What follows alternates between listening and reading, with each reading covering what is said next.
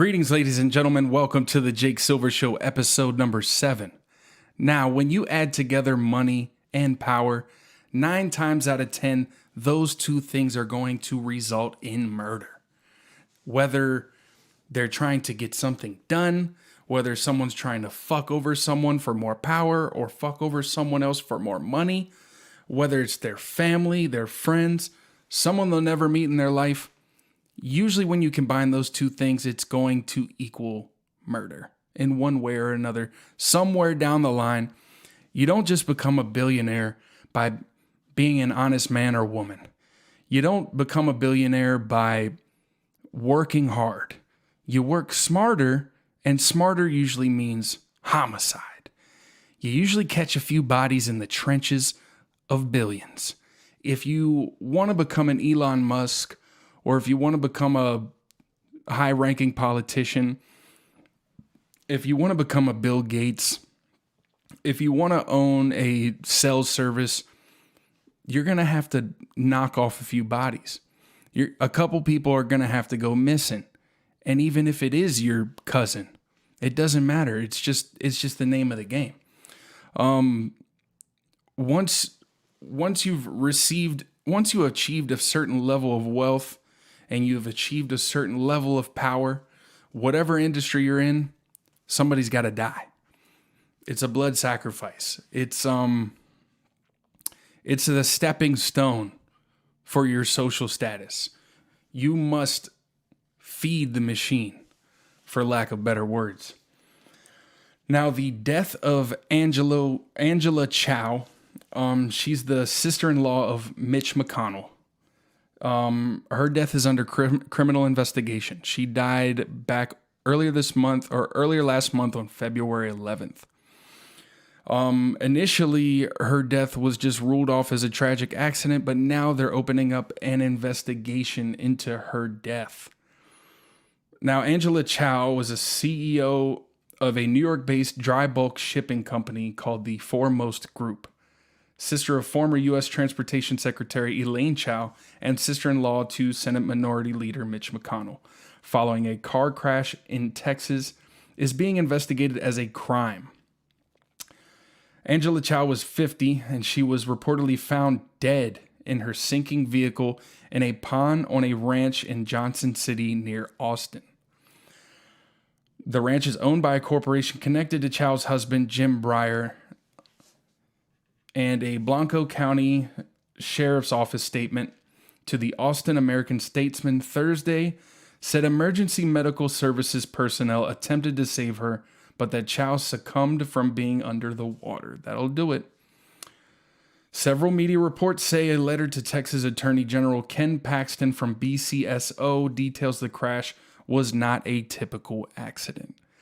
Now, this accident occurred, I believe, on the property of her husband's ranch.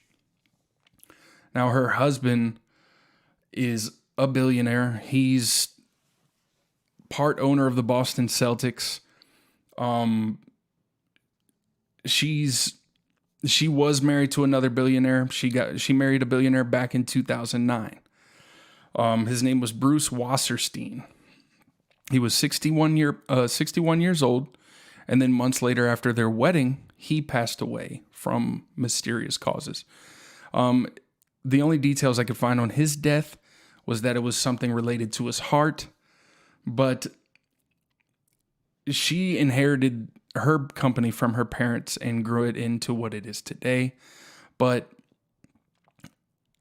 it's hard not to call her a gold digger when her ex-husband and her current husband, or former husband, the widower, they're both billionaires, and it just goes to show you. It goes to show you the level of greed that people achieve when they become multimillionaires. They just need more. Multi-millions is not enough. You need billions. You need to date the right person to achieve a certain social status, and that's what's happening here. Something's gone awry. And drowning in your own car in a pond on your husband's ranch, after midnight, it's not the recipe for a typical, oh, I hit a curb type of accident. She was fucking murdered. I don't know if this is ever going to come out as a murder, but believe me, whatever she was doing behind the scenes, whatever reason her billionaire husband wanted her dead, he achieved it, and she's a goner. Now, she's the sister-in-law of Mitch McConnell. Mitch McConnell's 82 years old, currently the minority leader in the Senate for the Republican Party. And he announced just Wednesday that he plans to step away from his role later this year in November. I'm not saying those two incidents are connected, but very interesting timing. Mitch McConnell's been headed out the door. I mean, we've all seen he just fucking stands there. He freezes up. He can't get words out of his mouth. He's done. He's gone. He's been done. But this whole case with Angela Chow drowning in her car on her husband's ranch, fishy. Money, power equal murder. And who knows how she was involved in her I don't know if it was her first husband, but her ex-husband's death, Bruce Wasserstein, because he was loaded. He was a fucking billionaire. And she was 35 at the time when they got married. He was 61. So people have called her a gold digger since then. Maybe her most recent husband got sick of it. This gold digging bitch. Now she's fucking dead. Yeah. If you get enough money and you get enough power, just know when to say enough is enough. I mean, hey, if you're down to catch a few bodies, go for it. Climb that ladder. Oregon U-turns passes bill to recriminalize hard drugs as overdose deaths skyrocket. And we all know a few years back, it was like 3 or 4 years ago, Oregon decriminalized possession of small amounts of certain narcotics. And man, it has not had a similar effect as some European countries that have decriminalized hard drugs. It has not worked out in their favor. Motherfuckers are dying. I mean, it's also contributed to, the deaths are contributed to the open border we have, the fentanyl flowing in. So it's a perfect storm. Hard drugs get decriminalized. People start dying when shit is laced. I mean, I wouldn't touch hard drugs now. I'd be scared to smoke a fucking blunt. Not worrying about fentanyl being in it. But Oregon lawmakers have voted to recriminalize certain drugs after a surge in overdose deaths resulted in the governor declaring a state of emergency for Portland's fentanyl crisis, all but ending a flagship liberal policy. In 2020, a measure to decriminalize small amounts of all drugs and redirect much of the state's marijuana tax revenue to fund grants for addiction services was passed into law under ballot measure 110, with 58% of Oregon residents approving the measure. Since then, addiction and overdose deaths have skyrocketed in Oregon and nationwide as fentanyl swept across the country.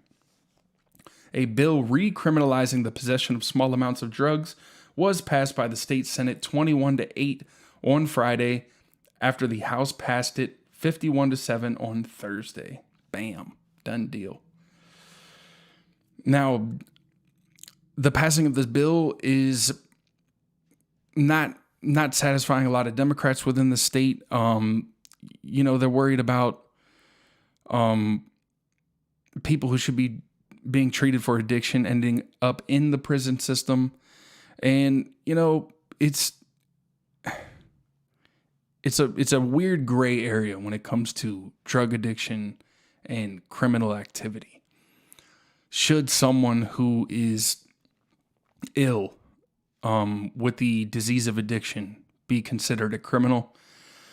Well, the problem is going untreated, these addictions to these hard drugs usually leads to more crime, more victims, more terror, more tragedy within the city limits, depleting the property value everywhere, increasing homelessness, increasing AIDS and other sexually transmitted diseases.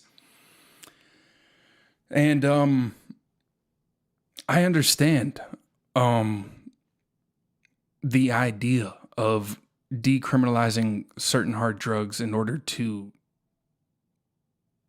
put these people into care instead of the prison system. But unfortunately, with the perfect storm of the fentanyl crisis sweeping the country, we have this beautiful, beautiful gumbo, this beautiful pot roast of drug addiction and death. The measure makes the possession of small amounts of drugs such as heroin or methamphetamine a misdemeanor, punishable up to 6 months in jail. It enables police to confiscate the drugs and crack down on their use on sidewalks and parks. Drug treatment is to be offered as an alternative to criminal penalties. Portland private security guard Michael Bach told Fox News last month that fentanyl overdoses rose 533% in Multnomah County, the state's most populous county, between 2018 and 2022. Drug dealers act with absolute impunity, he said, and hand out drugs like it's 7-Eleven. I could have used one of those 7-Elevens back in 2017, just saying. Instead of waiting for the guy to come through for a couple hours, could have pulled up to a 7-Eleven. That would have been nice. Would have been nice, but fentanyl was present at the time. This was years ago. Fentanyl present at the time, but not as prevalent as it is today. You could do a bump and not worry about croaking. You could have a good night out at the bar and not worrying about making your will beforehand. Your buddy's writing a eulogy while you're splitting down an 8-ball. Why is he doing that? Because it might be laced with fentanyl. That's what it is nowadays. Can't even do drugs anymore. This country's really gone to shit. Can't even fucking do coke anymore. What the fuck? He says they're doing it in schools, they're doing it in parking lots, they're doing it in playgrounds, they're doing it at churches. They're doing it in front of businesses, they're doing it in broad daylight, and nothing is stopping it, he remarked. Bach said the cheap cost of fentanyl at 25 cents a pill has caused a devastating impact on those in his community. See, that's the problem. The fentanyl comes laced into their drugs. They get hooked to the fentanyl that's in the drug, and then they just solely seek out fentanyl. I had no idea it was 25 cents a pill. Jesus Christ. Forgive me. But Lord, 25 cents a pill makes crack look like coke.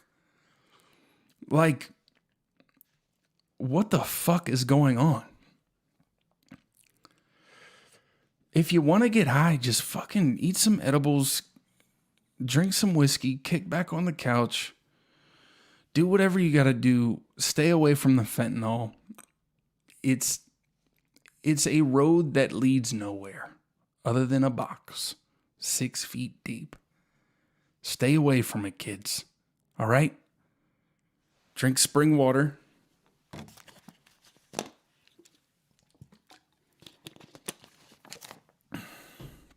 And do Zins. That's all you need. Illinois Police Department apologizes after Call of Duty themed recruitment ad prompts backlash. This, I thought it was fucking awesome. But hey, people were upset. I don't know if you saw this, but people were mad. We're fucking soft. It was Call of Duty themed, not fucking Third Reich themed. Like, come on, grow up. Bro, grow up. The post, which was themed after the violent war simulation video game series, was posted on the Peoria Police Department's Facebook page and has since been deleted after community members found it offensive. I don't like it. Call of Duty hurt my feelings.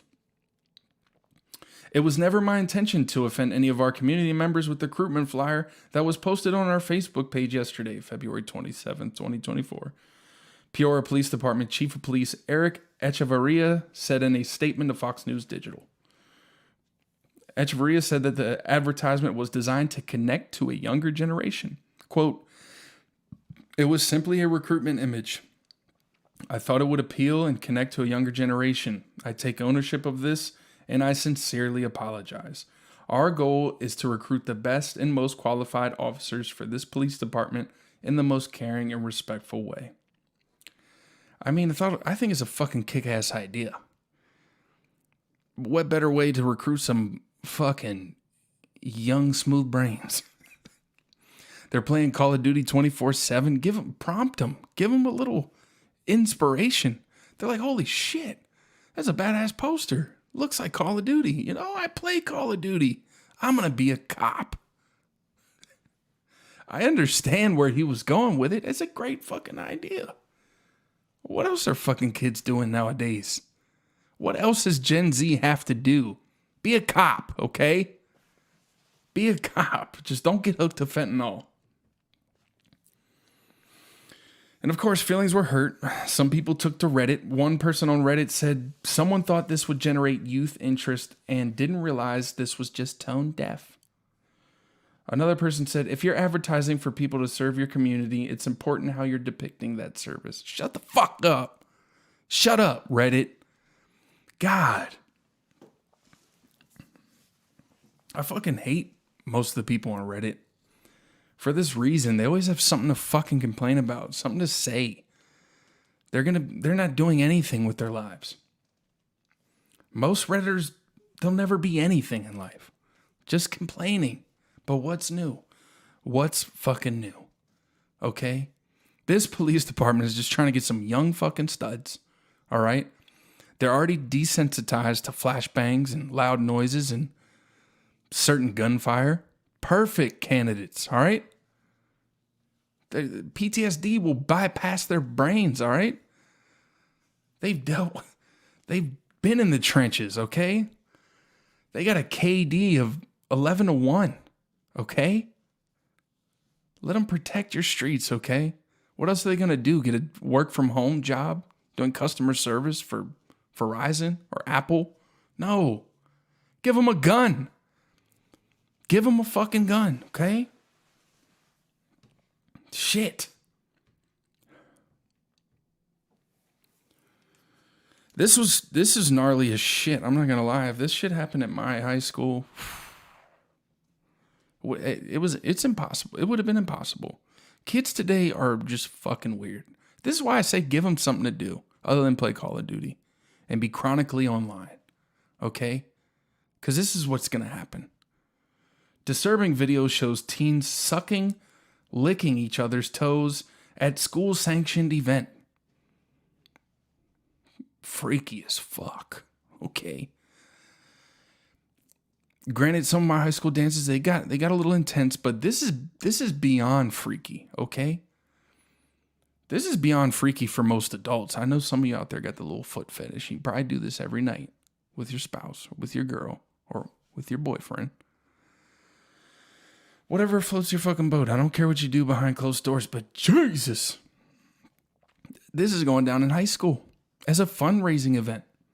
They're sucking each other's toes off. They recorded this shit. An Oklahoma high school is under investigation after a viral video of students sucking and licking one another's toes at a school-sanctioned fundraiser exploded this week. The disturbing footage shows at least 4 kids from Deer Creek High School lying on their stomachs on what appears to be a gymnasium floor, furiously lapping up peanut butter off their peers' bare feet. Lap it on. Throw some fucking Nutella in there, you know? I wonder if the peanut butter was chunky, crunchy, or was it crunchy or creamy? You know? What are these kids like? He is the He's devouring those, one student can be heard saying, as others cheer in the background and an MC moderates the bizarre competition.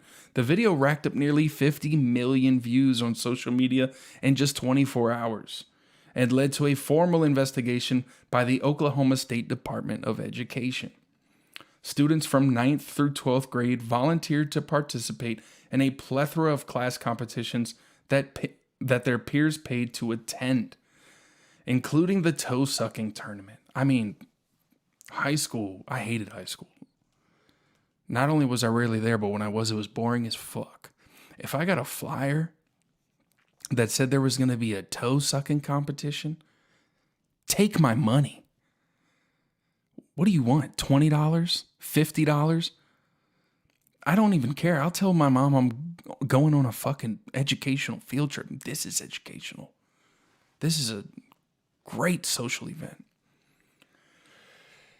Administrators initially applauded its students for their involvement in its wonderful week of fundraising, which raised $152,830.38, but later apologized to its student body and parents. I mean, yeah. Sorry, Mom and Dad. Old Timmy's out there sucking toes. Sucking bro toes. I don't know how it's going to help him get on the football team, but it might. It just might, you know? If he sucks them good enough. If he sucks them good. This would have never happened with my generation in high school. We barely even wanted to fucking high five each other. But sucking food off of each other's toes at school is wild as shit. Give them a gun, okay? They're playing too much Call of Duty. They're online looking at weird shit. And this is what happens, okay? They end up sucking food off of their friends' toes. And their friends pay to see it. I mean, awesome. They raised some money. That's a good chunk of change right there. 152 G's. So, hey, it's for the cause, okay? A wonderful week of fundraising. It was all in good cause. Okay. But that's all I have for this week, guys. Thank you so much for tuning in. Excuse me. If you like the video, make sure you comment, like, subscribe, share it with your grandma. I love grandmas. But thank you so much for tuning in. Have a good one.